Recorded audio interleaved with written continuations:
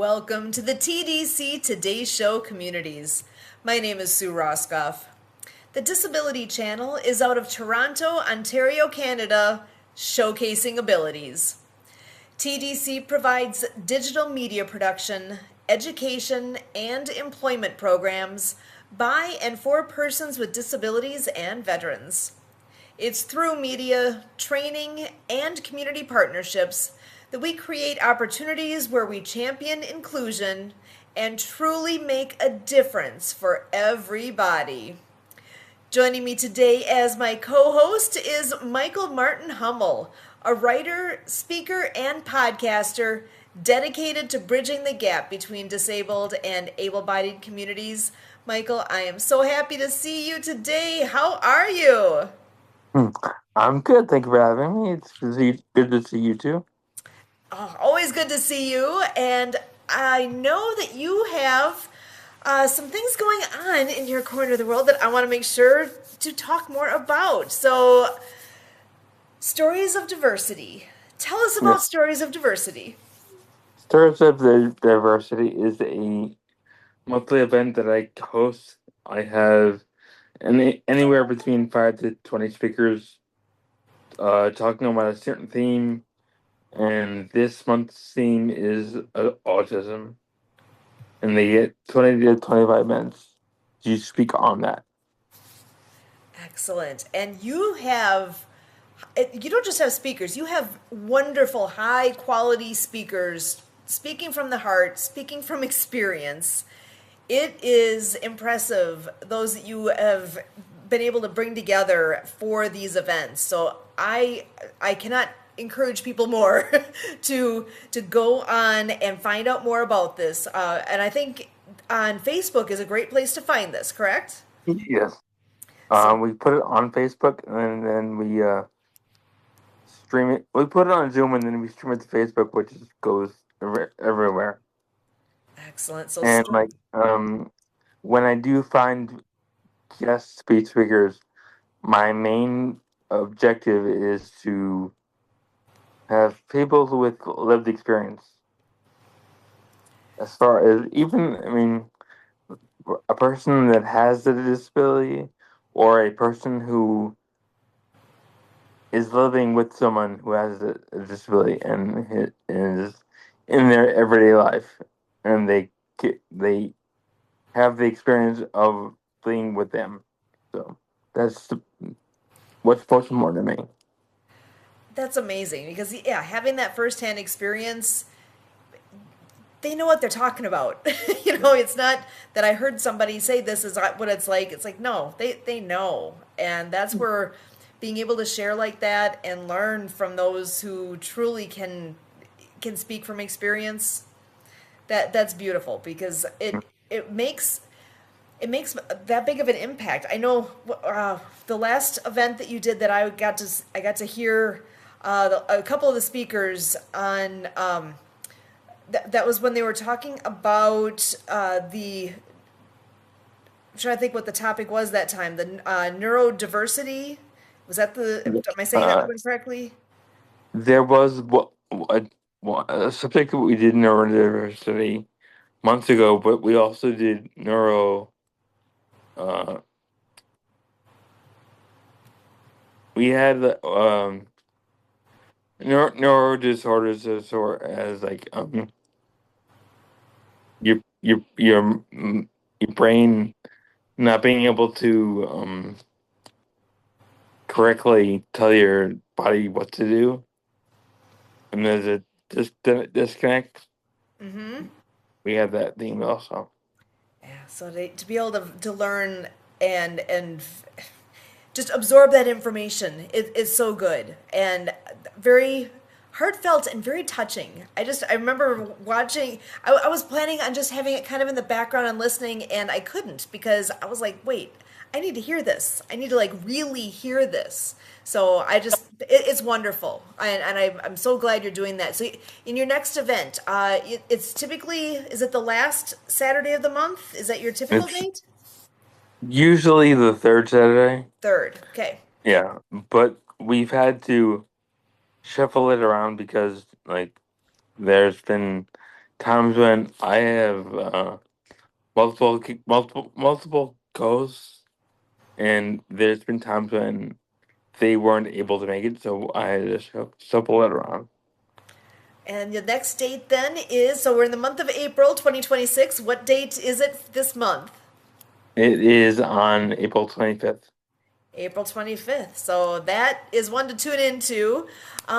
Speaking of tuning in, you also have a podcast. You want to tell us I about that? do. It was my main goal with the podcast was just to tell stories of people with disabilities. I'm shifting it to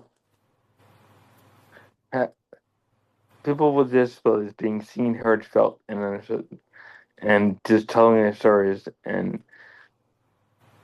how they are how they are seen, heard, felt, and understood, and how misunderstood they can be, because oftentimes people with disabilities don't get their stories told correctly because other people tell them, or other people assume that that life for them is a certain way.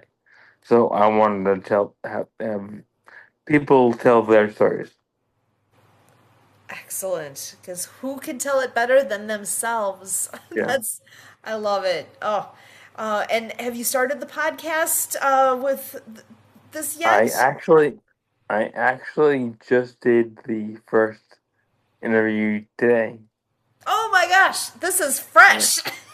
it's going to be called the Seen and Understood podcast. Ah, I love that. That's gonna be amazing. So tune in and find out more. Stay tuned to all the great guests that are gonna be coming along. Ah, exciting news. So and you heard it here first. Awesome. So well, I'm gonna flip over here to a topic that I know we bring up every so often here. Project Die Hard. That is an organization that is very dear to us with supporting our veteran community. And there are some events coming up that I just want to get out in to be known. First up, the Military Expo. This is crazy huge. The Military Expo for 2026 is taking place in just a couple weeks from now. So April 17th and 18th at Discovery Park of America. And that is in Tennessee. If it's easy to find, Google it. Discovery Park of America Military Expo. I promise it'll take you right there. That's what happened when I did it. I wanted to find out more details, and oh my gosh, what blew me away not only was the information that I found on there about what is all going to be presented. My understanding is the foot traffic that comes through there over the course of those couple of days,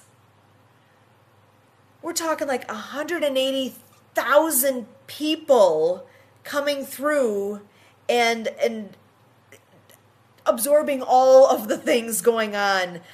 Support of our military, learning, experiencing the equipment and reenactment and so many things, and including for the first time ever, Project Die Hard is going to be there. So that is a big deal. And if you are anywhere near the Discovery Park of America on April 17th or 18th, please go and check that out. Better yet, if you know you're going to be there, come and help. Right now, we've got Brian Gibson. As far as I know, he's the only one that's going there right now and basically manning our booth and talking to people. And really, we should have several people there and having a chance to talk to our veterans and our community and really promoting what's happening. So that would be a big one if you have any interest, even if it's for an hour, just to be able to come and sit and join in that event. That would be so appreciated. One other big event that is coming up also is Operation Big Things. You heard that right. Operation Big Things is coming up in, just over a month from now. Saturday, May 23rd at Southpaw Bar and Grill. So Operation Big Things, you can find it on Facebook. It's real easy to come up with it. And it's from 10:30 a.m. until 5:30 p.m. And that is going to be a place where, here, let me read the description, is join the veteran and the ministry service providers of Southern Illinois and Western Kentucky as we all come together to bring hope to our local heroes. Community, come and support them, showing they are not forgotten and that you care. Learn more about Forward Operating Base Rush and what is coming to have a place, not just a day to get the support. It's an actual place where you can go and you'll be able to get the support you need. Have fun, have fellowship. It is a family-friendly event, again, at Southpaw Bar and Grill in Southern Illinois on May 23rd. So that is coming up quick, and we for real need help with that. We need more folks coming out, not only to attend, but we could use more vendors, I guess is the right word to use. It's not quite the right word, but more presenters, more tables, more information, all the things. Including, it would be great to have more help with organizing. And we need a massive social media campaign. People need to know this is happening. So wherever you fit into any of that, any of those pieces, or maybe you've got more ideas beyond that, reach out. My email address is susan@projectdiehard.org. Again, susan@projectdiehard.org. Let's get together and see what we can do with this and make the most of these both amazing opportunities that are coming up real quick. So with that, I am going to bring in the one and only Kurt Roskopf to join us here as well. How you doing? All right. Well, first of all, you're going to have to redact that and make a correction, Sue. Oh, what'd I say? You said the one and only Kurt Roskopf. You know better than that. Oh my gosh. You're right. There's more than one of you out there, believe it or not. So to me, there's only one. Sorry to the other Kurt, but you're right. Anyway, Kurt William Roskopf is in the house. How's that sound? There you go. So, Sue, can you do me a favor and do a screen share of cpd.wisconsin.gov? I used to be a member of the Council on Physical Disabilities, former vice chair of the council. And so basically from last September to today has been an interesting ride. I reached out to the office and, tried to get caught up, and immediately in September spurred an offer by Angela, who's on here, to meet with her and have a little discussion, and basically went a few months without being able to get much of a response, talked around to some other people. So, Sue, can you go ahead and click join the council? All right. So on the left-hand side here, join the council. So click on apply to serve. Right here in the middle, apply to serve. Oh no! So they have a couple of vacancies. So it says my point here is my point here is that administratively it's a profound dynamic that for something that was set up back in the 80s, to be here at 2026. And, what it is that the people doing this work are spread thin, so like in the, with the jobs, they're expected to do so much. And Sue, you know about this at the university, how they pile on, like 70 hours worth of work for you to get done in what you'd hope they were thinking of as a 40-hour work week, So then it's like, okay, what are the 30 hours of stuff not going to get done? And so that's what these things are a sign of. So, Sue, can you bring the display back up? So what I Let's want to do is I want to show the members area. So the idea is these councils are set up with a very specific composition of, who's represented on the council. When I served on the council, I got in as a service provider. So go ahead and click on members. So and then go down there, you see Ben and Jason, Jackie. These are all people that I served with. And then there's two vacant positions. So the idea Wow. is, all right, so they got two vacant positions. So I emailed lady by the name of Lisa. Lisa's part of the bureau that oversees this council. And she told me that they're looking for people with disabilities. Well, that's great. So I might suppose that those vacancies are for both people with physical disabilities, which would be great. It's a council of that, right? Um, but it didn't sound too certain about whether or not one of those was a service provider. So I'm asking for clarification if it is that or something else, let's try to be specific what we're trying to recruit. How are you going to get what you need when you don't put it out there what you're looking for, right? And then go Exactly. back to the meetings area. Now, again, I'm not doing this to pick on anybody. I'm just trying to say this is kind of where the need is. People are needed to be able to make these type of responses. So go to Emergency Preparedness Committee right here, and then click on the agenda. Now just think, Michael, when was the last time you clicked on the state of Nevada going to the Governor's Committee for People with Disabilities or any such thing? I'm doubting you've ever done that, have you? No, I've never done that. Yeah, yeah. So that's pretty much the mainstay is it's very few people who even click into this stuff. And some of it is Honestly, because I of bet people, awareness. yeah, I was going to say, people don't even know that it exists. How do you find Yeah, out about this? Unless somebody tells you, why would you look for it if you've never heard of it? So I'm glad you're bringing it up. Yeah, so see, the meeting goes from 12 to 1. And look at the agenda. There's a public comments section for 10 minutes in the center there, and then look at the rest of the agenda.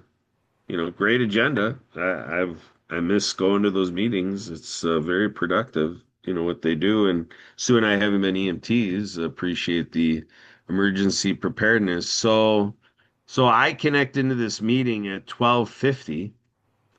So it's basically 50 minutes in the meeting, and I'm thinking there's some chance that they're not on the Zoom session.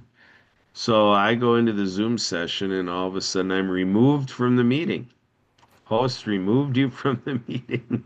So now I got an email out to our friend Lisa to What? say, all right, what's going on with this? That, here I'm coming in from the public. It's a public notice, open meeting notice, da da da da da. And 50 minutes in, I'm impressed that they're still meeting, but then all of a sudden I get removed. See, to me, I would think that if they needed the last 10 minutes for themselves, that they could have admitted me and then said, I'm sorry, Kurt, but we adjourned the meeting, but we have other business that we need to discuss, and we just need the time to ourselves. Sorry about that. We look forward to having you at the next meeting. Something because to me it was a shock to get the notice, removed, from the meeting. So again, not to pick on this group, I obviously enjoy all of them. They're all doing great Right. work, so on and so forth. But it's just a little bit to express that it is a team effort, that it's public work, and it takes the public to be involved and to have these different perspectives. Because this is a group where most all of them have been working on this together for the last 5, 6, 7 years together. And they're just kind of going through the same motions, getting the work done that nobody else is doing. And it's primarily volunteer. I mean, they have expense reimbursement, but so it's a volunteer opportunity. And so an underappreciated position. So again, I'm not trying to shine any sort of a light on there, but it's just to encourage the public to really think about looking into these things and seeing how we can help, because it's tough work. And they have two vacancies, and It'd be great if the state of Wisconsin could get enough people applying that the governor's office would, fill the council so that there can be more volunteers to split up the work. Isn't that a concept? Great concept. Oh my goodness. Hmm. Yeah. So Sue, you've got another show and tell item there with Sue worked on a presentation because I was invited as a speaker to a morning business networking group called How Helping Others Win.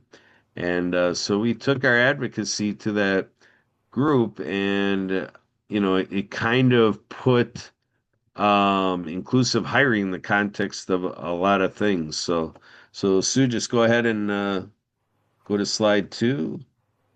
There's a disability channel, World of Ability, that we do on Saturdays. Project I heard Sue mentioned. Go down, Sue. Um, so there's our adaptive water skiing. Go down. Adam doesn't ski. That's the story where Adam showed up to ski with our ski club in a ski show, and a couple of our leaders weren't included in that development. They shut it down. They sent Chad home dry, and so the Everybody Skis program was born out of that moment of the leaders not being comfortable with this gentleman joining us in the ski show, and it's a little illustration about how lack of inclusion or missed opportunities of inclusion happen all too readily. People taking the direction of convenience and just doing it the way they always did it rather than making a shift to inclusion.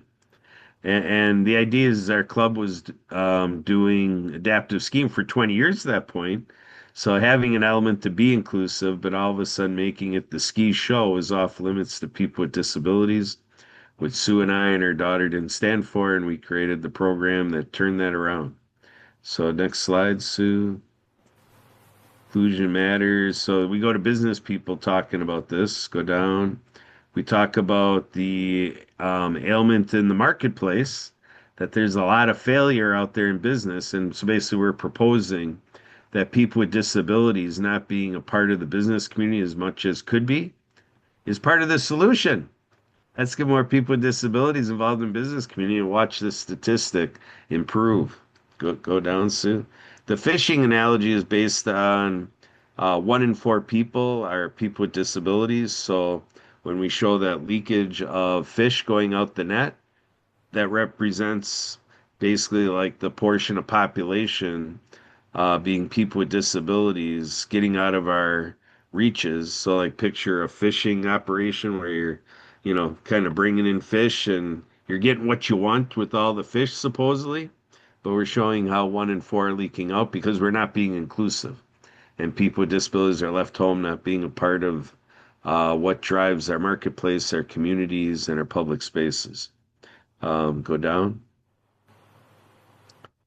So we always talk about here the 6 parts of life. We boil it down to entrepreneurship, education, service, citizenship, faith, and fun. So I look at it as a bundled package. It all works together like a 6-cylinder engine. All the pistons are equally important in terms of driving a vehicle. And so when you ride this vehicle of life, the ride of life. This is what brings a balance is that people with disabilities have an equal opportunity in all parts of life. Down Sue, we're showing our podcasting here. Go down, Sue. So there you go. So basically, we're going through a little bit of, we have a show like this. So if somebody else doesn't have a show like what we're doing right now, we're showing some of the specifics on what we're able to do, for co-creating videos with them and using YouTube, so on and so forth. All right, Sue, go ahead. There's our YouTube channel that we use in conjunction with what we do. So on our backgrounds here, we say World Ability Podcast. So that's the partnership we have with the Disability Channel. We produce this for the channel, but then we also have we've had all along as well our YouTube channel. All right, go ahead, Sue. So this is a sample of people that we've helped. Like you're seeing the Today Show is in the mix.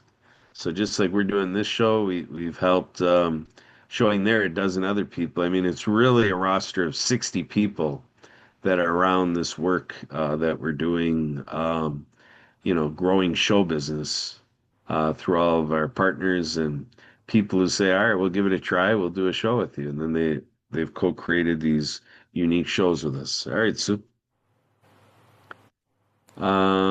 so yeah, just promoting inclusion. Go ahead. And this is the last slide. So we had put our calendar links on there and my phone number, email address again. Go to the last one, Sue. And that's Sue's signature there. As always, we thank you, just like she'll probably end this show tonight that way. Um, so Sue, can you go ahead and show Dave Berger's YouTube channel? Because basically I went through it more thoroughly, and you might find it interesting, the dynamic that slide deck had with the event. And then on the tail end of it, there was a little bit of reaction to what I just showed. So you might find that interesting. You can go to youtube.com/@DaveBurger8092. So there you go. You can see the profile photo, and then how to spell his name to catch him. And then you can see I was 6 days ago. They just had the event again yesterday. Or I'm sorry, not yesterday. How did they get no views?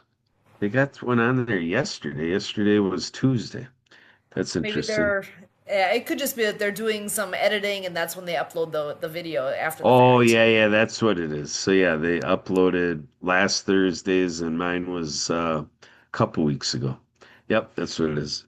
So there you go. Enjoy that. So yeah, that's what I brought to the show today. And the open mind note is they were talking about long-term care and protecting your access to Medicare and Medicaid. So they're talking about trusts. They didn't talk about special needs trusts or able accounts and such like that. But basically, we're taking people that direction, to think of those ways to protect your access to the care you need. And so it's an interesting event at the Open Mind.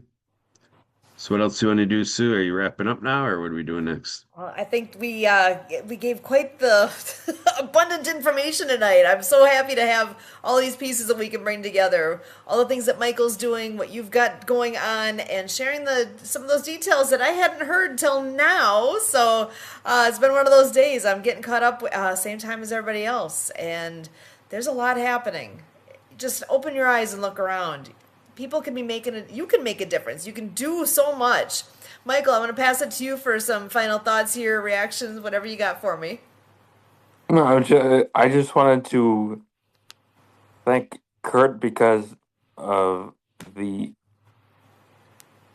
plethora of information that they gave. I didn't know any of what was going on, so it was just interesting to hear all of it.